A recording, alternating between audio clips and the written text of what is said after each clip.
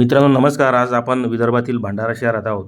शारदा बँडचे अंकुश बावणे यांच्यासोबत आपण चर्चा करून सध्या बँड पार्टीची काय अवस्था आहे ते जाणून घेणार आहोत. सध्या लग्नसराई सुरू असून सगळीकडेच डीजेचा दणदणाट आहे. परंतु जुन्या काळापासून या बँड पार्टीचे खूप आकर्षण होते. परंतु आज त्यांच्या रोजगारावर मोठे गंडांतर आलेले आहे. तर आपण या ठिकाणी त्यांच्यासोबत चर्चा करून सध्या या बँड पार्टीची काय अवस्था आहे ते जाणून घेऊ. अंकुश रघुनाथ बावणे, राहणार भंडारा. 67 रनिंग आहे. आता वयाच्या 16 वर्षापासून वाजत आहो. आता वयाच्या अनुसार तेवढं काही होत नाही. अडचणीमुळे किंवा परिस्थितीमुळे हे वाद्य वाजवणं जरुरीच आहे. जोपर्यंत हातपाय चालतात आपलं तोपर्यंत. ते 20-21 लोक असतात. हे ट्रम्पेट आहे. ट्रम्पेट हा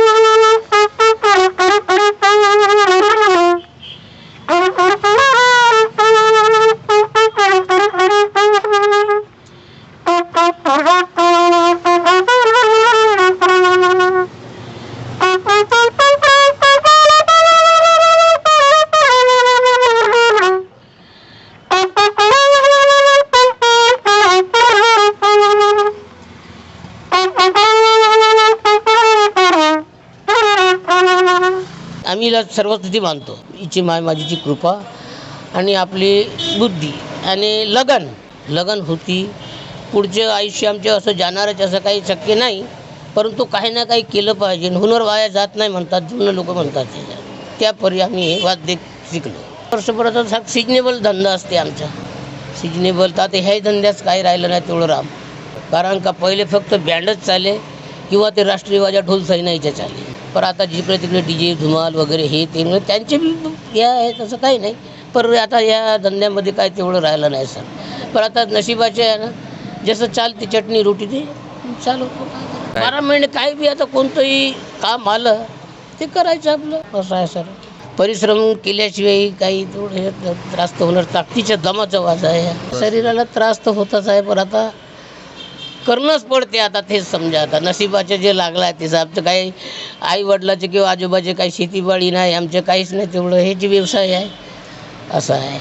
आता इकडे ह्या आमचा ग्रामीण भागासारखा जिल्हा आहे. नागपूरची गोष्ट वेगळी. ते घंटे तासाप्रमाणे चालतात. इकडे एक अर्धा तास कमी जास्त बी झाला तरी चालून जाते. आता जसे आता 21 माणसं लागले तर 15,000 किंवा 12,000 जसे बी काय. आता धंद्यावर कॉम्पिटिशन असते. आपण सोडलं गिराक तर दुसरा 10,000 घेते. असं धंद्याची रुटीच आहे ते. असं आहे सर. माझ्या परिवारातील 2 मुलं, मी आणि माझा लहान भाऊ.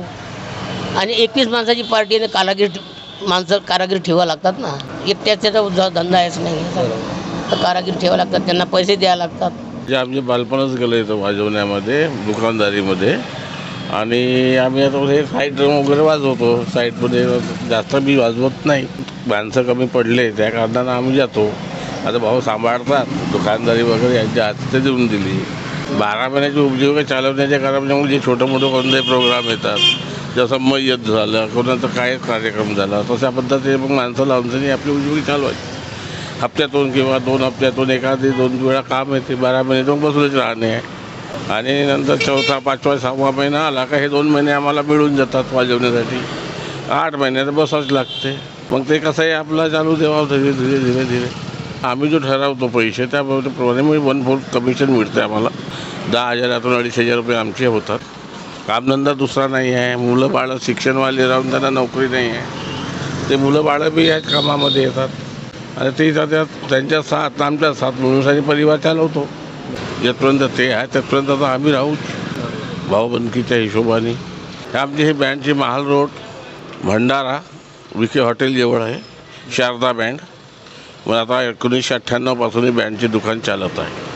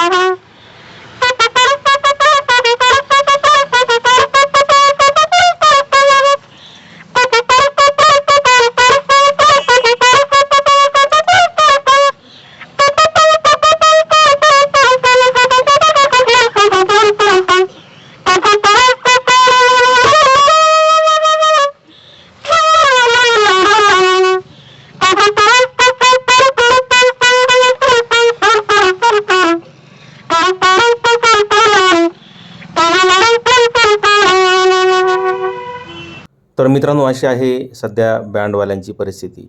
तुमच्या या बँडबद्दल काही आठवणी असतील तर जरूर कळवा आणि सध्याची परिस्थिती काय आहे हे सुद्धा नोंदवा. धन्यवाद.